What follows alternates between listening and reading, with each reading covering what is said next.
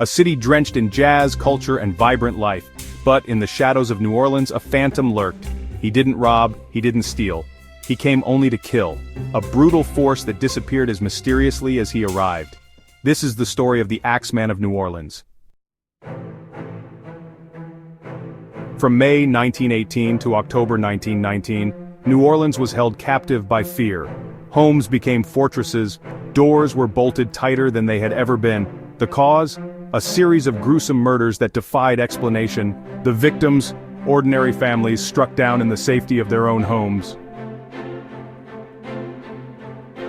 They called him the Axeman, a shadowy figure who slipped silently into his victims' homes, using their own tools against them.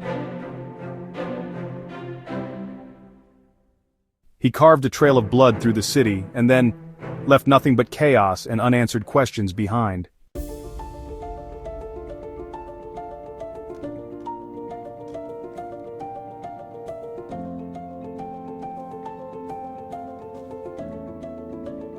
His pattern was hauntingly specific.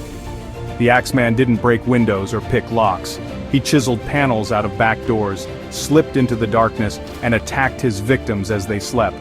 His weapon of choice was often their own axe, left in the same household he terrorized. The majority of his attacks were carried out against Italian families. Some believed it was a racially motivated crime.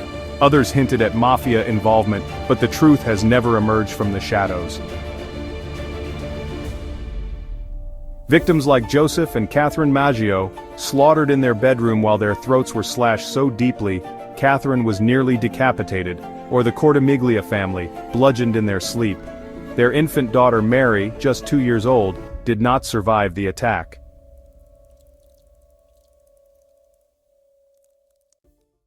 Hell, March 13, 1919. Esteemed mortal, they have never caught me and they never will. I am invisible even as the ether that surrounds your earth. I am not a human being but a spirit and a demon from the hottest hell. I am the Axeman. In March 1919, the Axeman taunted New Orleans with a letter published in local newspapers.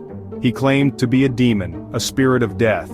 But what made the chilling correspondence even stranger was his specific macabre demand. At 12:15 on Tuesday night I will pass over New Orleans. I swear by all the devils in the nether regions that every person shall be spared in whose home a jazz band is in full swing. If everyone has a jazz band going, well then, so much the better for you people.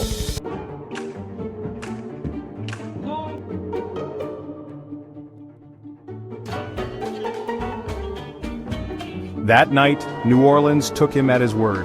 Jazz music roared through every corner of the city. Clubs were packed, homes filled with the clamor of trumpets and drums, and the Axeman, he kept his word. Not a single murder was committed that night. Who was he? A Mafia hitman exacting vengeance on the Italian community? A deranged maniac seeking sadistic pleasure? Or, as some have speculated, an otherworldly figure, a demon of death, as he claimed to be? No one knows.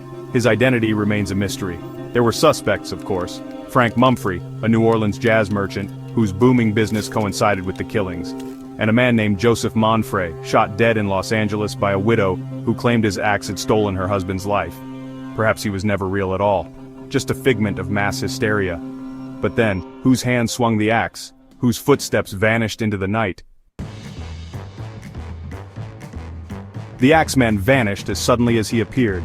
His final victim, Mike Pepitone, was killed on October 27, 1919. After that, silence.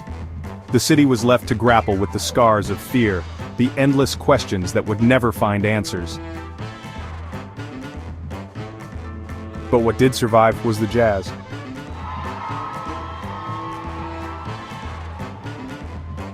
And as New Orleans healed, jazz became its defiant heartbeat, the soul of a city rising from the shadows. Was he a monster, a man, or simply a reminder that even in the brightest of places, the darkest of shadows can grow? The Axeman's story is part terror, part myth, and entirely unforgettable.